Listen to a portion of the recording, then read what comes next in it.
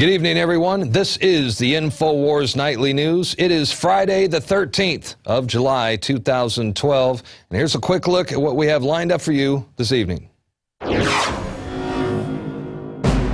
Tonight, Darrin McBreen interviews Dr. Mary's monkey author, Edward T. Haslam, about the JFK assassination's link to emerging global epidemics. Plus, free sterilization for all fertile women under Obamacare. Then, a woman decides to grope the TSA in self-defense and finds herself charged with battery. All that and more on the Infowars Nightly News.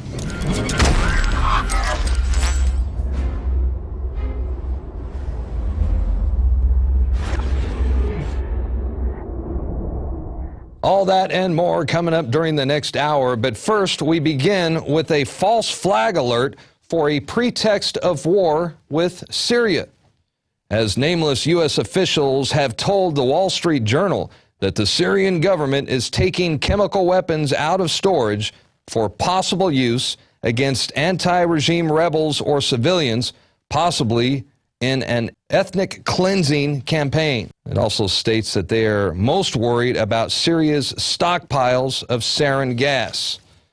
So here we go again. It's already been documented that NATO's hired militant groups like Al-Qaeda or Al-Qaeda are already carrying out a deadly nationwide terrorist bombing campaign, killing innocent civilians. And it's also been confirmed by governments and international media on numerous occasions, so spare me the BS comments and look it up yourself. So, this is all looking way too familiar. We've been expecting this for some time.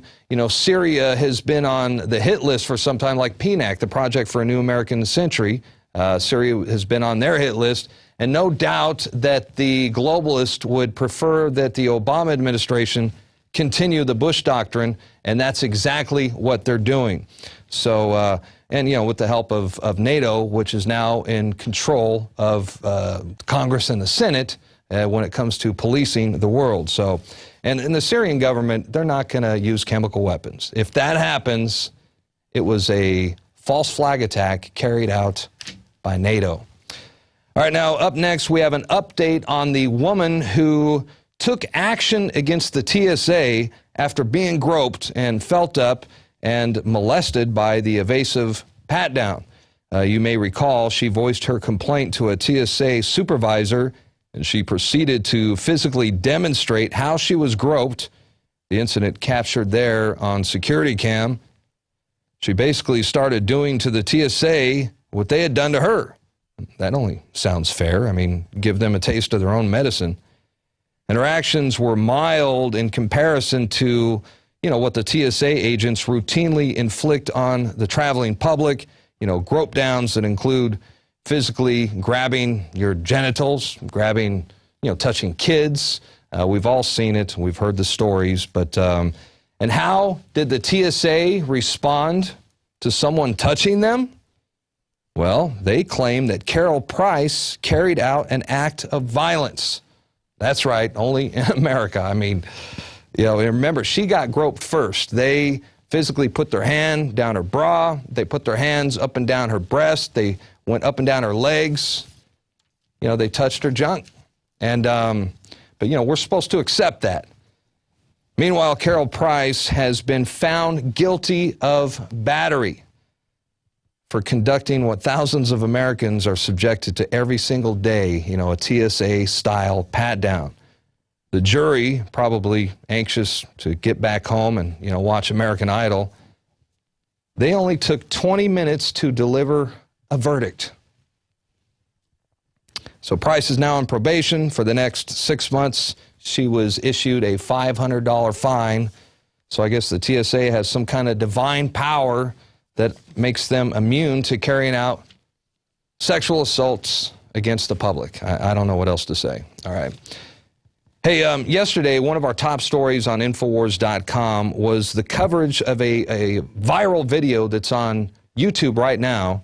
And this is where a man refuses to comply with internal checkpoints. Border Patrol agents, they set up a network of unconstitutional checkpoints all over the United States. And in this video clip, informed citizen Steven Anderson gives a sterling example of how to stand up for your rights and teach the cops a thing or two at the same time. That's always fun. So score one for the Fourth Amendment. Let's take a look. What's up, man? How you doing today, sir? Good. You a U.S. citizen? That's my business. Well, it's our business to ask. Are you a U.S. citizen or not? You can ask, that's fine. And you have to answer me, or I have to detain you until you can either tell me that you're a U.S. Well, I don't have to answer you because I have rights as an American. Sir, go ahead and pull over there. We're behind that other vehicle if you do me a favor. No thanks. I'd like to just go on my way. You can go on your way as soon as you tell me if you're a U.S. citizen.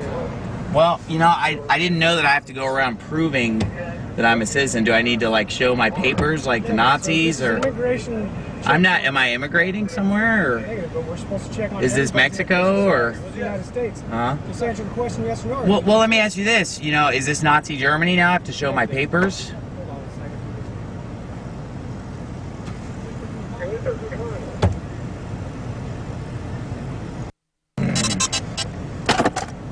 It's a simple yes or no.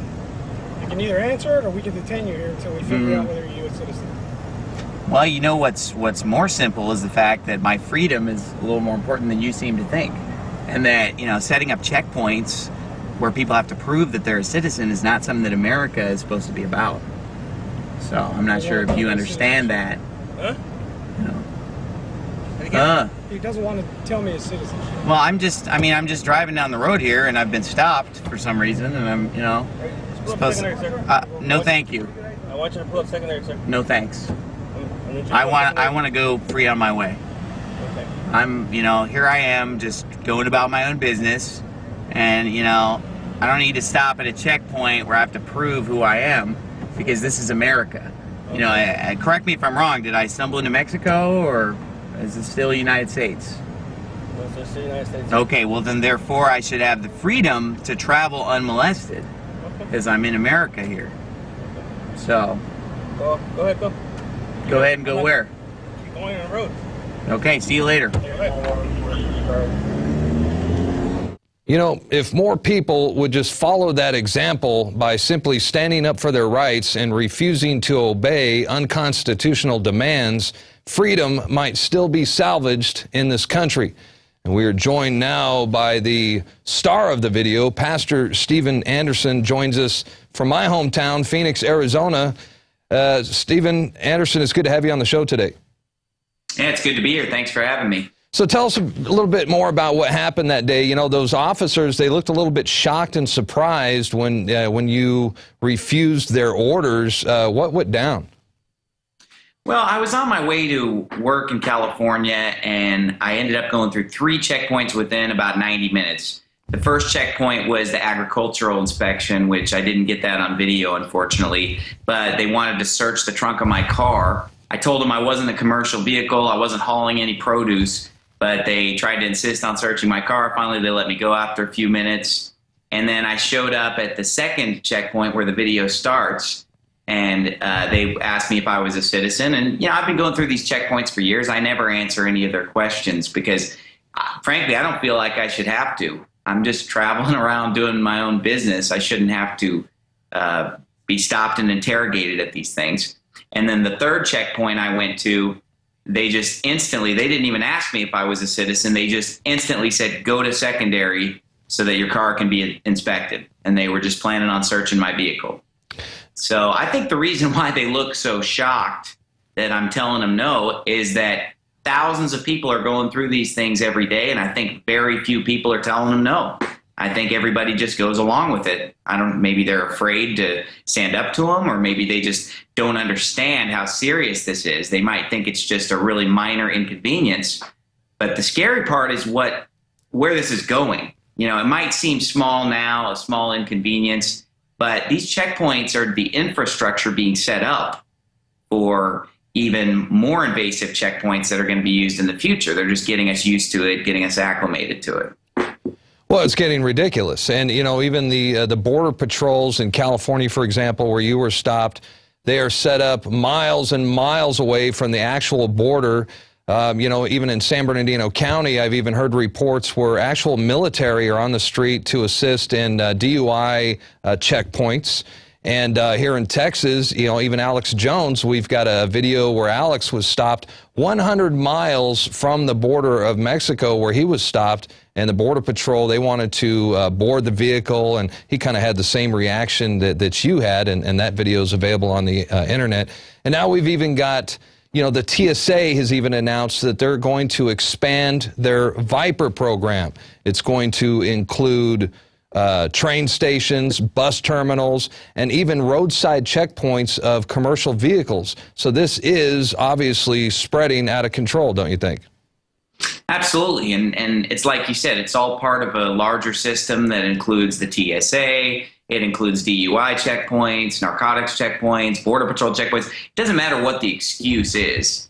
These checkpoints are setting up an infrastructure to control the American people and to slowly take away our liberties. And so regardless of what people's view are, what their view is of the border security issue or of illegal immigration, that's not the point. The point is that these checkpoints are unconstitutional. They're a violation of our natural rights. And something's wrong when you're going through 3 of them within 90 minutes of just driving westbound on I-8. I mean, that's pretty extreme. No, it's almost, it reminds me of not only an inconvenience, but it's also conditioning. It's almost like they're conditioning us to go through these random stops and kind of get used to it. Before you joined us, we showed the first half of the video where you went through, you finally managed to get through the first checkpoint. Now we're quickly going to take a look at checkpoint number 2. Let's take a look. This one a little bit, considering... Go to secondary for me, sir, to the right? No. I need you to go to secondary, No, thank you. to the right? No.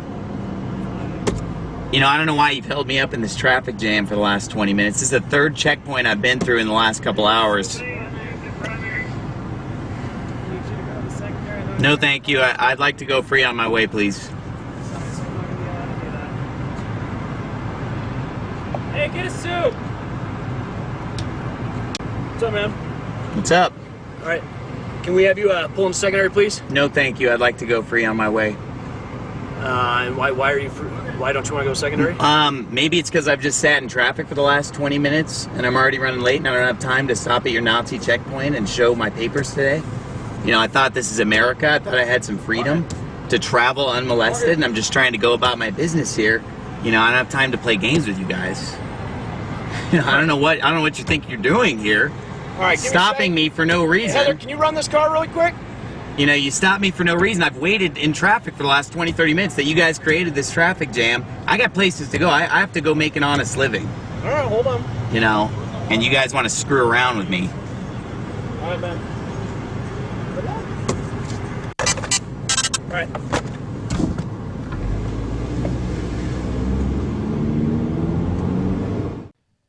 Well, as sad as it is to see America finally getting to this point, it's also encouraging to see patriotic individuals like yourself, you know, standing up to these thugs. And I wanted to ask you about your camera setup. I noticed you had your camera set up there on the passenger side. What kind of camera did you use? How did you mount it? And the reason why I ask, I think it would be a good idea for more citizens to kind of do the same thing for their own protection as they, go against these guys. Right. Well, the good news is there's nothing fancy about my setup. It was just a basic JVC camcorder, just a little typical handy cam like anybody would pick up at the electronics store. And, you know, my fancy mount was basically I just had a sweater sitting on the passenger seat, and I just kind of bunched up the sweater to get the right angle. Well, that's good. That's good. I don't really have a fancy camera mount or anything. I just like to carry a camera everywhere I go because, you know, I want to document this stuff because of the fact that there are a lot of people who live in other parts of the country and they might hear about something like this and think it's exaggerated, and it doesn't really hit home with them until they actually see what these checkpoints are like. So that's why I like to video it and put it online. And I'm hoping that people will see what I did and do the exact same thing. Because even if just a small percentage of people acted the way that I do when I go through these checkpoints, I think it would back them down. Yeah, and when you post them on YouTube, it catches on. People kind of see how they could react to a similar situation. And Do you, now you're a pastor there in Tempe, do you discuss this in church at all? You know, do you tell people at church what happened and what you went through? I do. It's not a huge emphasis of my ministry. Obviously, I focus mostly on preaching the Bible and on spiritual things. But definitely before and after the services, we'll talk about stuff like this. And I've gone into it from the pulpit as well when it was applicable to the part of the Bible that I was preaching. Sure. But most of the people at my church are pretty up on these type of things. They're pretty smart people. And so, you know, I enjoy talking to them about it because they understand exactly what I'm talking about. Well, if I still lived in Phoenix, I'd probably definitely be going to your church. So, hey, let me ask you this. Before we go, what is your message to police and military who might be watching this right now? How do you explain to them that what they're doing is wrong, and how do we get them to join the good side? Well, I guess they just need to read a history book would probably be where they need to start, because that's really, when I started waking up to these things back in around 2008 with the Ron Paul campaign and just a lot of things that kind of got my attention, you know, I started doing a lot of reading of history. And I think that the problem is people just don't know history, so they don't realize that these checkpoints are just the beginning. And they're very naive to think that it's just going to stop with what's going on with the TSA at the airport, these checkpoints. They don't realize that this is just the beginning of a program of total enslavement and a totalitarian government. And then I also have a message for Christians who basically look at something like this and say that we shouldn't be fighting this battle. You know, I don't see how you can be a Bible-believing Christian and not understand that the Bible clearly says that there's going to be a one-world government, that there's going to be a mark of the beast in people's right hand and in their forehead. And these checkpoints are just a setting up of that police state that's going to make that possible to control people and make sure that they, you know, bow down and worship the Antichrist and what have you. Well said, and you know, thank you for joining us. You know, keep that camera rolling, because I'm sure there will be other incidences. This isn't your first incident. I know you've you've actually got tased. Tell us about the time you got tased, because weren't you on the Alex Jones show before because of another incident? Right, that was back in 2009, and I've gone through there hundreds of times without complying. I haven't got them all on video. Some of them just weren't that interesting, so I didn't upload them. But the time in 2009, you know, they would not take no for an answer. And after about an hour and a half of a standoff, they ended up busting out my windows, tasering me for 22 seconds, and shoving my face in broken glass. I ended up in the hospital having to get stitches in my head and spent the night in jail. But later, a jury found me not guilty on all charges. And now we're taking them to court in a federal lawsuit. So hopefully we'll have an update on that by the end of the year. That's a pretty slow process, but I'm looking forward to that. Sure. We'll keep us updated on that as well. And obviously you're not too intimidated because you're still standing up to these guys. Thanks for joining us. Keep that camera rolling. The next incident, we'll be looking out for it. Sounds good. Thanks. All right, bud. Thank you. All right, we're going to continue with some Obamacare news. Hey, did you know that sterilization will not cost women a penny under Obamacare? That's right. A new regulation that goes into effect on August 1st requires that health plans cover sterilization for all women with reproductive capacity. How much you want to make a bet that includes teenage girls? Well, guess what? It does include teenage girls. It's true. Maybe Texas Governor Rick Perry will make it mandatory. I don't know. So, you know, just like that stunt he pulled with the dangerous Gardasil shot, who knows? But, of course, the sterilization mandate will make health insurance more expensive for all of us. But the social engineers in Washington, D.C. love it because they love death. And they want you to think that they are saving the planet by reducing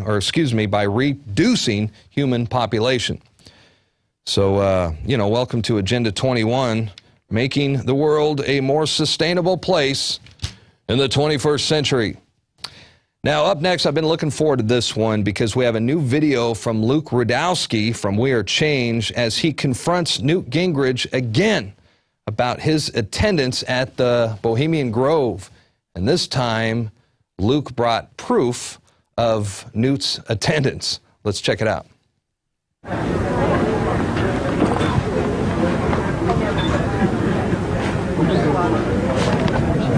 Can I get a quick autograph here?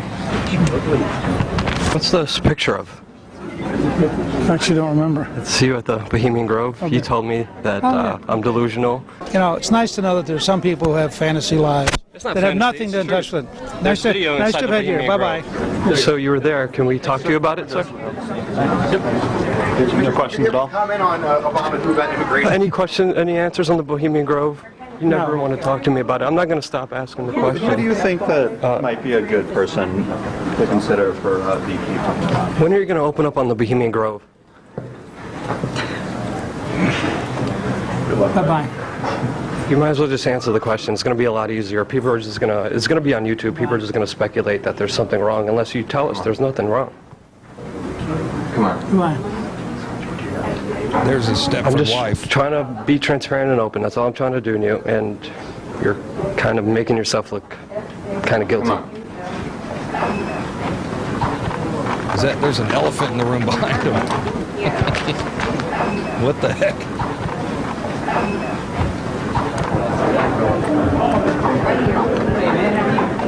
We thought, you know, it looks like there's not a lot of people here. We could at least, you know, have a conversation. You know, talk to you, if that's okay. You know what? We just want to end all the speculation and theories. We want to end that. But by not answering, you kind of make it look bad. Thank you very much. It's just a question. I understand. Thank you. I'm not, you know. Thank you. I try.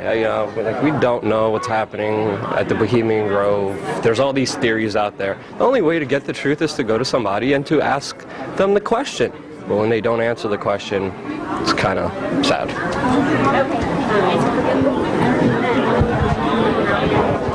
And I just noticed my favorite graphic right there, Marcos. Thank you very much. That is one of my all-time favorites.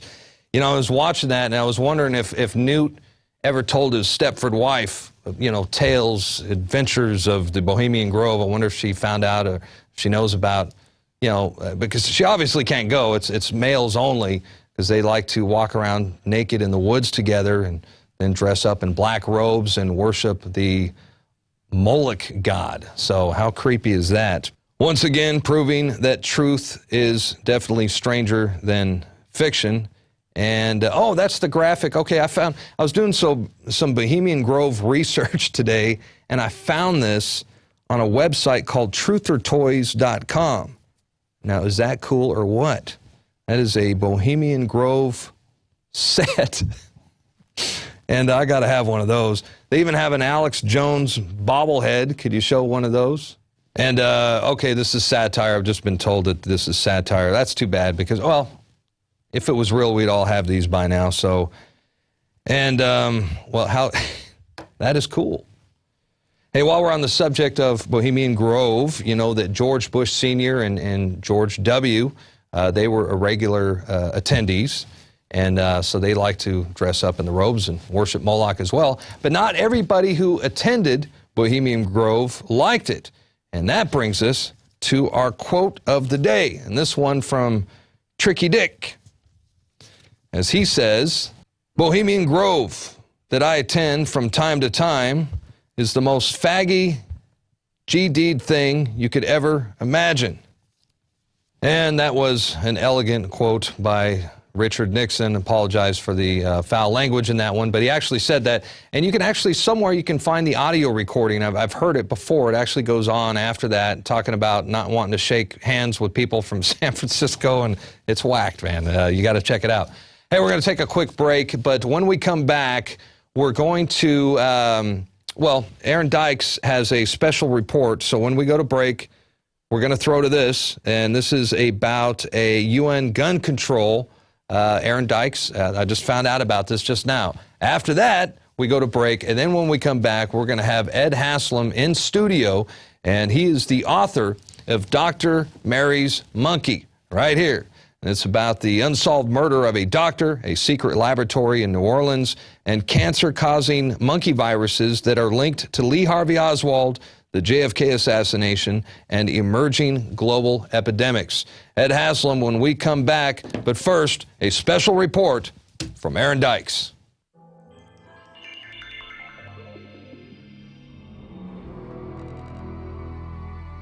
The world is overarmed and peace is underfunded. I have dedicated my life to persuading other young people to give up their arms. Aaron Dykes here with a special warning. The gun grabbers of this country and at the United Nations are moving right now to try to do an end run around our Second Amendment. Through the United Nations Arms Trade Treaty, they're attempting to set up international regulations for the trade of small arms and conventional weapons. It is ambitious but achievable, so says Secretary General Ban Ki-moon. I sincerely hope that the member states will agree to a legally binding treaty regulating this arms trade. This is a sneak attack on the Second Amendment, just as Obama told the Brady administration he would unleash. This is an attempt to use international regulations to put more bureaucratic red tape and other controls over the United States. Larry Bell warns in his Forbes column that it could enact tougher licensing requirements, create bureaucratic red tape for firearms ownership, could lead to confiscation and the destruction of, quote, unauthorized civilian firearms, could lead to the return of the ban of the trade, sale, and ownership of semi-automatic weapons, and further could give power to the International Gun Registry, which has already been partially set up through the United Nations. Worst, it undermines our overall national sovereignty, ceding even more power to the United Nations, of which we've already given much away, too much. Now, if it is signed, it would have to be ratified by the U.S. Senate. 2/3 of the Senate, and that's a major obstacle, particularly considering that any legislation to control firearms is explicitly unconstitutional. After all, we Americans do have the right to keep and bear arms. It's important to note that a year ago, Senator Jerry Moran of Kansas and 57 other senators signed a letter sent it to Obama telling him not to pursue any United Nations treaty that would affect our civilian ownership of firearms. And earlier this year, more than 120 members of the House issued a similar letter to Obama warning him not to violate our essential Second Amendment rights. But it's the fact that this United Nations treaty will use ambiguous language and easily interpretable language that makes it so dangerous. Number one, the Senate may not recognize the implications it has on domestic firearms ownership because it's worded in international language. And secondly, this treaty may be able to be ramped up over time like so many other international agreements. Just like all other aspects of our sovereignty, international globalists conspiring to change our way of life and create a new system they control have always recognized that a direct frontal assault on the United States Constitution is likely to fail because Americans have been on guard and because at least some in this country remain educated about our founding and about our important way of life. That is the very reason why they've set up the global government systems to do an end run around sovereignty. So many agreements, GATT, the WTO, NAFTA, the SPP, and other international agreements, either bilaterally or multilaterally, binding other countries together, work gradually. They work outside of the constitutional restrictions, but draw in the net around our country and around other free peoples. In reality, it's a double standard, hypocritically allowing the national security shadow operations to continue, spread conflict around the world in the name of achieving global governments and what they have always claimed that the United Nations would be, complete and general disarmament. The United Nations has always been incompatible with the United States, its Constitution, and its way of life. It was set up to strangle sovereignty and merge nations into the one world government, where, among other things, the right to bear arms is not recognized. The United Nations has always been for complete and general disarmament, not only of nations, but of its peoples. The atomic age was born. By 1957, the International Atomic Energy Agency had been formed, and the premise of disarmament was sold to the public on the premise that atomic weapons had become far too dangerous and that it was time to embrace, quote, one world or none. All men of goodwill earnestly hope that a realistic control of atomic weapons can and will be achieved. And while the prospect of a nuclear holocaust is certainly chilling, the actual mechanism of disarmament has completely eroded away sovereignty. first at the nation-state level by undermining the right to self-defense and declare war, and has sadly progressed to undermining individual rights, including that to keep and bear arms under the United States Constitution. In 1959 and 1960, the United States took part in the United Nations 10-Nation Committee on Disarmament. It took on issues of international nuclear, chemical, and biological weapons. While it wouldn't last, it would lead to the formation inside the United States of the Arms Control and Disarmament Agency under the 1961 Arms Control and Disarmament Act. The legislation had been pushed for by the Skull and Bones globalist John J. McCloy. It, too, promised not to interfere with, restrict, or prohibit the acquisition, possession, or use of firearms by individuals. And yet, it was a long road and a tangled web. By 1963, the United Nations would achieve its partial test ban treaty. By 1968, the United States would fully enter into gun control legislation, passing the Omnibus Crime Control and Safe Streets Act, and later the Gun Control Act of 1968, modeled by Senator Dodd on Nazi Germany's gun control legislation from 1938. The United Nations would continue its disarmament track, setting up in 1969 the Conference on the Committee on Disarmament, which would later form the more permanent body, the Conference on Disarmament, set up in 1979. In 1972, it would pass a Biological Weapons Convention. As you know, the genesis of this treaty goes back a long time. For 2 decades, people have been campaigning on this issue. The United Nations was no longer content simply trying to disarm weapons of mass destruction. By the 80s and 90s, the United Nations began to take on conventional weapons. And in 1990, that included a treaty on conventional armed forces in Europe, followed by the beginnings of a register of conventional arms. Now, by 1993, Bill Clinton had passed the assault weapons ban inside the United States that would last 10 years. This clip can be extended to include up to 60 to 9 rounds.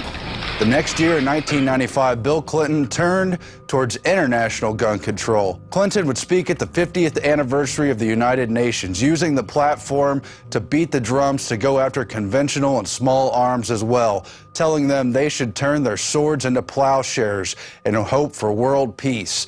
We must work on conventional weapons, from crime syndicates and drug cartels, each barrier to justice brought down, each sword turned into a plowshare.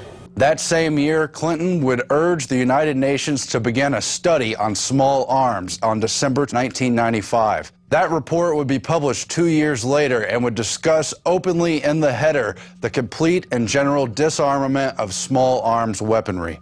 From that time forward, the United Nations would pass literally dozens of treaties and agreements, many of them dealing just in Africa, but all of them dealing with small arms, conventional weapons, parts for firearms, and even ammunition. The 2001 South African Development Community Protocol would not only take on so-called illicit trade of firearms, but would begin to curtail small arms ownership as well, creating a legal basis to deal with both legal and illegal firearms in South Africa. And by 2005, there'd be an international tracing instrument set up and adopted generally at the United Nations level. From Bill Clinton in the 90s to President Calderon in Mexico in the years 2010 and 2009 to Hillary Clinton and Obama of the current administration, they have all blamed the, quote, illegal flow of weapons south as a tool to try to rein in the Second Amendment and create greater restrictions. I have never favored all-out ban on handguns. And just really brainwash people into thinking about guns in a vastly different way. Try as hard as we can to keep guns away from people who shouldn't have them. Looking to Fast and Furious, we could see how talking points about stopping the illegal flow of weapons, keeping weapons from getting in the hands of drug cartels and other violent non-state actors, plays into the United Nations' larger attempt to rein in guns.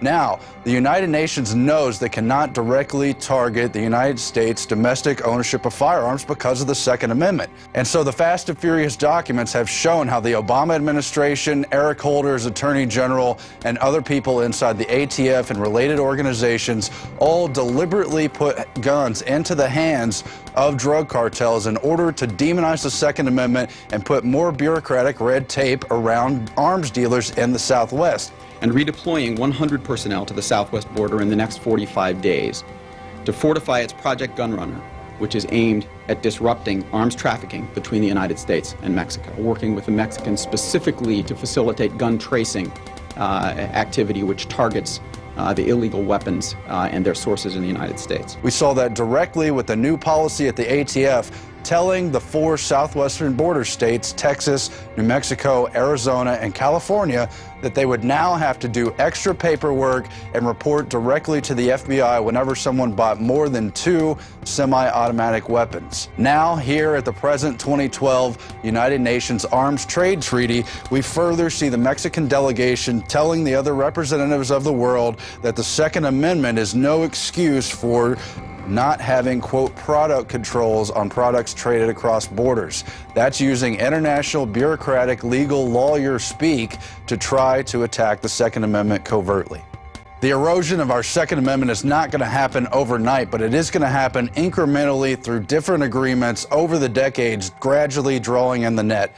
That's really what we have to watch out for here. And because the United Nations Treaty will explicitly say it doesn't go after the U.S. and other domestic nations' right to have arms, it will appear as though it's not infringing on that right. But nothing could be further from the truth. We must always be vigilant, always be on guard, and always say no to gun control, because that is submission to slavery. I'm Aaron Dykes for the Infowars Nightly News.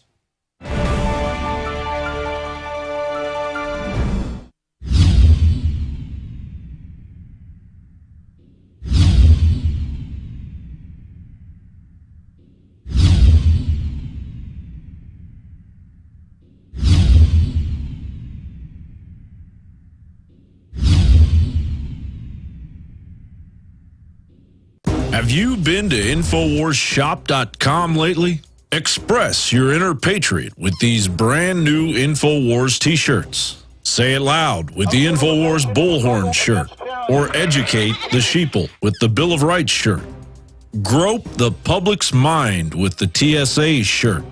And with this shirt, you can let the dark side know of the Rebel Alliance's power. All available at InfoWarsShop.com. Sick of the globalist eugenicist control freaks adding poison to your water and laughing as you get sick and die? Start purifying your water with ProPure. My friends, I've done a lot of research, and the best gravity filter out there, bar none, is ProPure, and it's available discounted at Infowars.com. Its filters are silver impregnated to prevent bacterial growth. There's no priming required. It's NSF 42 certified. Optional fluoride filters can reduce fluoride up to 95%. Easy to set up and use. Doesn't require electricity. Purify water from lakes, streams, ponds, and wells. This filter system leaves in beneficial minerals, which is key. Save money by not buying bottled water and avoid BPA that leaches from the plastic. ProPure is the best gravity-fed filter out there. It's what my family uses. Infowars.com already has the lowest price on ProPure. But if you add the promo code WATER at checkout, you get an additional 10% off at Infowars.com. You can also call to order 888-253-3139. And we are back. Thank you for joining us. This is the InfoWars Nightly News. Once again, I'm your host, Darrin McBreen. And coming up next, we're going to take a look at an interview I had just a couple of months ago with Ed Haslam. He is the author of Dr. Mary's Monkey, How the Unsolved Murder of a Doctor, a Secret Laboratory in New Orleans, and cancer-causing monkey viruses are linked to Lee Harvey Oswald, the JFK assassination, and emerging global epidemics. Now, this was an in-studio interview that we're about to premiere for the first time right here on our program, and it sheds light on a fascinating angle of the JFK assassination that links accused patsy Lee Harvey Oswald with covert cancer research conducted by the CIA in an attempt to basically weaponize the disease and kill Fidel Castro. At least that's their excuse for the dangerous and careless program that they conducted. Now, all of this takes place behind the scenes in New Orleans in the early 1960s. There's a cast of characters that includes, well, Oswald's mistress, Judy Very Baker, co-conspirator David Ferry, who first met Oswald in the Civil Air Patrol, and Dr. Mary Sherman. She is the physician, or was the physician at the Ochsner Clinic, who was murdered in 1964 in a hidden laboratory in New Orleans.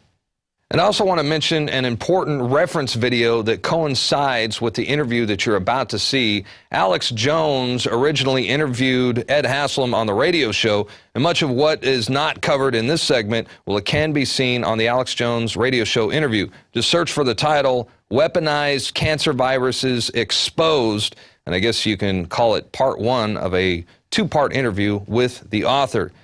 Did inoculating millions of trusted school children with polio vaccines contaminated by monkey viruses trigger an epidemic of soft tissue cancers? Now, what you're about to learn is that what happened back in the early 1960s affects our world tremendously today. An interview with Ed Haslam on the Infowars Nightly News. Well, the first point is the book is ultimately a cold case investigation into the murder of Dr. Mary Sherman. Yeah. And that's what my initial focus was, and I really had no intention of going into the JFK thing. I, in fact, would have preferred to stay away from it, but that's where the story leads.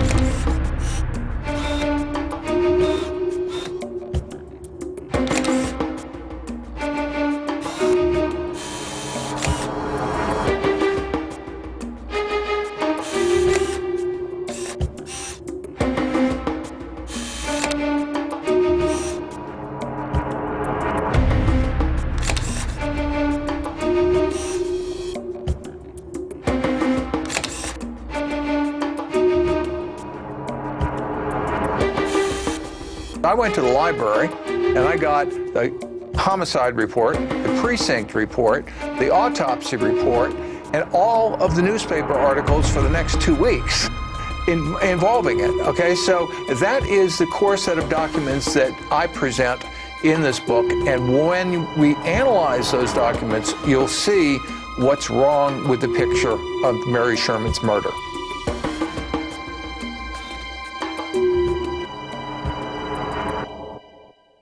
The Metropolitan Crime Commission is very interestingly connected to this because the guy that was Judy's boss in this Me and Lee book, he becomes the executive director of the Metropolitan Crime Commission. And the Metropolitan Crime Commission is a faux government, it's got an official sounding name, right? Like something out of Batman, you know? Mm-hmm. But it's actually a private organization that gives themselves some sort of stature in the community by worrying about crime. And turns out that Alton Ochsner, who is a major character in my book, he had been president of the American Cancer Society and sat on the board with CIA founder Wild Bill Donovan. And he is the guy that orchestrates the television and radio coverage of Lee Harvey Oswald in New Orleans. I mean, Ochsner's a big player, and he's the one that brings Judy into New Orleans for this bioweapons program. And he's on the board of the Metropolitan Crime Commission. What about his connections to David Ferry? Do we have proof that Ochsner and Ferry worked together? Well, we do have Judy's statement, okay? Sure. Okay. Now, she is brought to New Orleans at the invitation of Ochsner. When she gets there, Ochsner's out of town. Mm-hmm. They send in an ex-Marine to get a hold of her because she's there early and they don't want a loose cannon around the deck, and this ex-Marine is Lee Oswald. Within 24 hours, Lee Oswald introduces her to David Ferry. And when it comes time to, and Lee takes Judy over to Ferry's apartment, and when it's time for Judy to meet with Ochsner when he's back in town, it is Lee that sets up the meeting. Sure. So Lee Oswald is in the middle of this whole thing as a coordinator and a logistical support person. I mean, for example, at one point, Judy needs some more fetal calf serum for her cancer experiments. Well, they don't want her going over to the medical supply place getting that. They send Lee over. And so Lee is running equipment and supplies and people around this string of laboratories that's set up in uptown New Orleans. No, did he? It's my guess that Lee pretended to meet her on accident, but he was probably sent to meet her because the story is that she dropped a book outside of the post office, and he was kind enough to bend down and pick it up, and they engaged a conversation. They went on for a nice leisurely walk, in New Orleans. And he charmed her with his intelligent conversation and all that. Just by coincidence. Well, I don't think there's any chance that it was accidental. Sure. I mean, because if it's accidental, you have to explain how he winds up introducing her to David Ferrie in 24 hours. Yeah. And then in another 24 hours, there's a party at David Ferrie's apartment at which Mary Sherman attends. And then he coordinates the whole thing with Ochsner, and it's Ochsner that's brought her in there in the first place. Yeah. I mean, if that's an accident, I got some swampland I want to talk to you about. Jim, why are these books, Dr. Mary's Monkey and Me and Lee, so important? Oh, well, that's an easy one, Alex.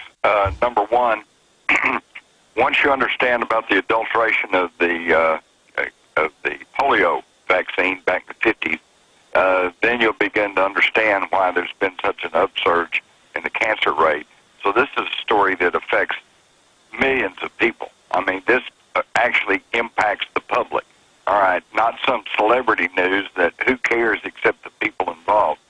And the second thing is it also rips open the incredible, tangled, and darkly woven tapestry behind the Kennedy assassination and shows you the interconnections between CIA and FBI intelligence agencies, the military, secret laboratories, secret biochemical warfare testing, the war against Castro, and what role Lee Harvey Oswald played in all this.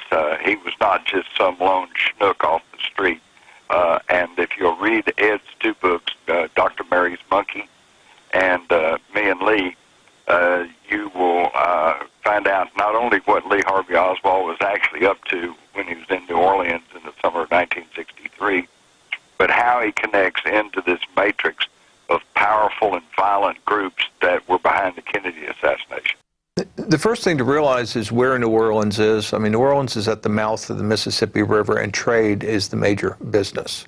So trade with Latin America is the major component of that. And so in the 50s, there was a lot of trade with Cuba. Okay, so the moment the embargo happens, New Orleans loses 25% of its business. And then Castro and Che are talking about taking the revolution to South America. Well, if they do that, there go the coffee beans and there go the bananas, okay? So there's a lot of economic pressure, and Ochsner's in the middle of this. I mean, if you look at Ochsner's hospital, he's got all these flagpoles out front, and there's Guatemala, Honduras, He's got the whole thing down to Argentina, okay? Because the business model, the premise of his entire hospital is he's going to supply medical services to the oligarchy of Latin America. Okay, well, if you overthrow the oligarchy, there goes his business. Okay, so all these people in New Orleans, from the coffee barons to the banana people to the medical people, all have a common economic interest, which Castro is threatening. Okay, that's sort of the first point. The second point is in 1962, October of 1962, we have the Cuban Missile Crisis. Now, actually, those missiles were in there earlier, but it wasn't a public issue until 62, all right? And in 62, we're sitting there in New Orleans looking at this big circle, and there's New Orleans, and here are the missiles, and it's 40 minutes away from us, okay? And so, we're wondering, if we're going to die before dinner, I mean, basically, there. And New Orleans took this threat of Soviet missiles very personally. And because we were the ones that were visualizing our city in flames, okay? And so it was at that point in time that they took a project that they had previously been doing and turned it into a bioweapon project, okay? Now, this other project starts with the contamination of the polio vaccine in the 1950s. And what happens is after they release 100 million doses of the polio vaccine, which has been grown on monkey kidney cells, they realize that one of the dozens of monkey viruses that they knew were in the vaccine actually causes cancer. So this is like the biggest mistake in history. I mean, they have mass inoculated the American population, particularly the children, with a cancer-causing virus. And therefore, the logical conclusion of that is we have an epidemic of cancer on the horizon. This is absolute fact. And the magnitude of it in suffering, if you've ever watched a family member, you know, wheezing and battling for breath in their deathbed, dying of cancer, and you know that depending on the cancers, they're up thousands of percentile. And the government tries to cook the numbers, keep it quiet, kind of like unemployment numbers. It's exponential. The United States leads the world in illness, in cancer. What we see is a massive eruption of soft tissue cancers happens right after the polio vaccine. But in the real-time experience of it from the players involved, they realized this in 1958. And they stamp it secret because they don't want to be held accountable for it. And then they get really busy trying to make a vaccine. And in the polio vaccine, they had 3 flavors of polio to work with. I'll call them heavy, medium, and light. Okay. Right. In this SV40, which is the cancer-causing monkey viruses, they have one flavor, and it's heavy. Okay, and what they want to do is try to get this thing to mutate into a benign form that they can, or a less strong form that they can use as a vaccine, hopefully to prevent the epidemic of cancer. And this is like nobody wants to admit they're doing this research because they don't want to explain why they're doing the research. Okay, so this is set up as a medical Manhattan project. The world will never know the true facts of what occurred, my motives. The people that had so much to gain and have such an ulterior motive for putting me in a position I'm in will never let the true facts come above board to the world. Now these people are in very high positions, Jack? Yes. Okay, it's also been claimed that Jack Ruby died of cancer. You want to get into that a little bit? Well, that claim was made very early in 1967, shortly after Ruby died. And what we now know is several things that are really important about that. First of all, the biological weapon that Judy and Lee were working on took 28 days to work. Okay. And which is about the time it took him to develop cancer and die. That's right. It was 28 days from the day Jack Ruby was diagnosed with cancer to the day he died. Okay, so that's point one. We got a time match there. Secondly, Jack Ruby passed a note to his guard that said, they have injected me with cancer. Okay, so we had Jack Ruby saying it, all right? Thirdly, turns out that Jack Ruby is part of the money financing for this bioweapons lab, and he's bagmanning money from Dallas down to New Orleans for this project, and they explain the whole project to him. All right, so he's there in David Ferry's apartment with Judy Ann Lee, so he knows that they have a biological weapon capable of killing people in this manner. Then there's a very fine Chinese-American doctor who was taking care of Jack Ruby, and then one day they told him his services were no longer available. The last time he saw Jack Ruby, he was fine, okay? And then about 6 weeks later, Jack Ruby's dead, okay? Marduk is his name, M-A-R-D-U-C-K. They then bring in somebody from, quote, out of town who actually has no real credentials except as a psychiatrist, but he's got a lot of contacts with the CIA. And it is him, his name is Jolie West, or sometimes called Jolly West, who is suspected of being the person who actually injects Jack Ruby with the cancer weapon. And what's really interesting to me, I was discussing this with Jim Marrs on the phone one night, and Jim said that when he was teaching his course on JFK, he had somebody come and take the course who actually operated a electron microscope and had examined the cancer cells from Jack Ruby. And there's sort of this type of cell and that type of cell, and they are never together. And he found, because they come from different organs in the body, and he found both of these cells in Jack Ruby's tumor, suggesting that it's all was mixed up in a cancer cocktail, just like they were doing. Sure.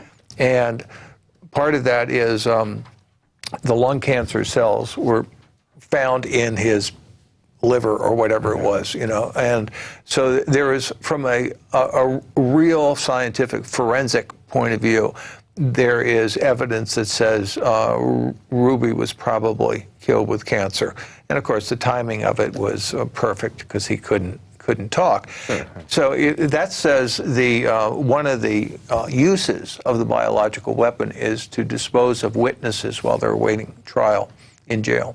Well, I noticed in the book, Me and Lee, that you referenced Oswald's time cards. Now, can you tell us about the significance of all that? Okay. Well, one of the things that is very conspicuous about the Warren Commission volumes is they included all kind of information that didn't have anything to do with the real issue, like the dental records of Jack Ruby's mother is the great example on that. That was fascinating reading, by the way. Just kidding. But one of the things they did not include was the time cards, Lee Harvey Oswald's time cards from the Riley Coffee Company. Now, this is a pretty conspicuous omission, and when the JFK Records Act came through and we got into the deeper files, we found that the FBI had collected those from the Riley Coffee Company and had turned them over to the Warren Commission. So someone in the Warren Commission said, we don't want these things in the Warren Commission volumes, even though we have them as evidence. And what's interesting about that is when you read the Warren Commission, they interview Oswald's supervisor. And he says, oh, he was this horrible employee. I could never find him. He was off campus when he's clocked in and all this stuff. I mean, you read that and you say, okay, you're his supervisor. Why were you approving his time cards? Sure. If you thought he was cheating the company, okay? Well, the point is, the supervisor was not approving his time cards. The person that was responsible for approving Lee Oswald's time cards was William Moynihan, who was Judy's boss. And when he wasn't around, Judy signed for him. So she actually signed Lee Harvey Oswald's time cards on occasion. Right, and her initials are on there, and we compare these initials on the time cards with other documents like her college ID and things that she wrote at the time, and you can see it's her initials. So that's why, so if that were to be allowed in the Warren Commission, the logical question any investigator would have asked is whose initials is that? Yeah. Okay, and that's what they didn't want to do. They didn't want to get into who is Judy Very Baker and why was she in New Orleans, because that leads you to the underground medical laboratory and the biological weapon. Wow. You know, when Ed Haslam began to investigate the cold case file on Dr. Mary Sherman, he never imagined that it would connect some of the most prominent people in New Orleans to Lee Harvey Oswald or the mafia or the dark forces deep within the United States government.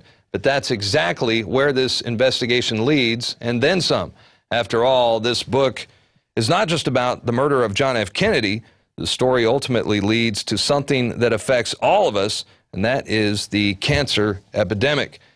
And just like historian and investigative journalist Jim Marrs noted in the video you just watched, this book will change your whole perspective on what really went down in Dallas and the murder of John Fitzgerald Kennedy. I guess you can say that Dr. Mary's monkey is the missing link in the JFK assassination. That's going to do it for tonight's program. We hope you enjoyed the show. The Infowars Nightly News will return next Monday through Friday, 7 o'clock p.m. Central Time. Until then, hope you all have a blessed weekend. We'll see you back right here on Monday. Good night.